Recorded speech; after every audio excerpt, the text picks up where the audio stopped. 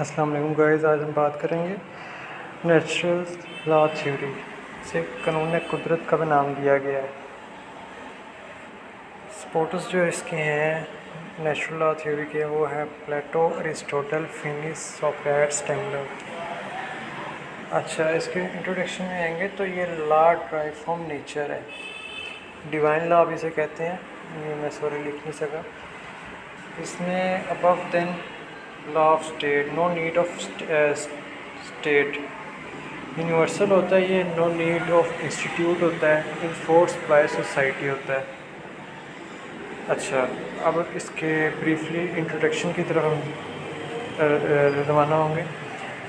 Natural law theory is a legal theory that recognise law and morality as deeply connected. Morality relates to what is good and what is bad, what is wrong and what is right. Natural law theorists believe that human laws are defined by morality, not by the authority, like a law or a government, king or a government. Law is the moral theory of jurisprudence, यानी ये jurisprudence की moral theory है. It has no written code, यानी ये written में नहीं पाई जाती.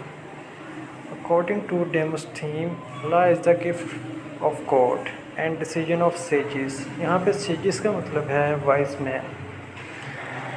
अच्छा, इसके बाद है अल्पिन ने अच्छा यहाँ पे सिज़ेरो ने कहा है law is the highest reason implanted in nature.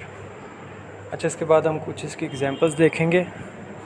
Examples हैं parents should take care of their childrens, rights of property, right of well being, no should try to preserve one's life, we should respect our parents. Natural law is objective not subjective, यानी natural law जो है ना वो objective है, subjective नहीं है. We should help the poor, यानी हमें गरीबों की मदद करनी चाहिए. क्रिटिसिज्म इस पे ये आया था कि unjust law are enforced. Moral code helps to reform of law. Nature can not be the basic, यानी हर चीज़ जो है ना वो नेचुरल नहीं होती. Universal law are not possible to apply, यानी यूनिवर्सल लॉ जो है वो हर जगह पे अप्लाई नहीं हो सकते. अच्छा, इसके साथ ही मैंने MCQS कुछ शेयर किए हैं आप लोगों के साथ. वो है the natural law being coexist with mankind and emitting from God himself, ये ब्लैक स्टोन डिक्शनरी ने कहा था.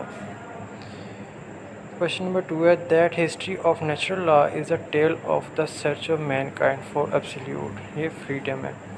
अच्छा, the natural law of philosophy dominated in the Greece, ये फिफ्थ BC में हुआ था.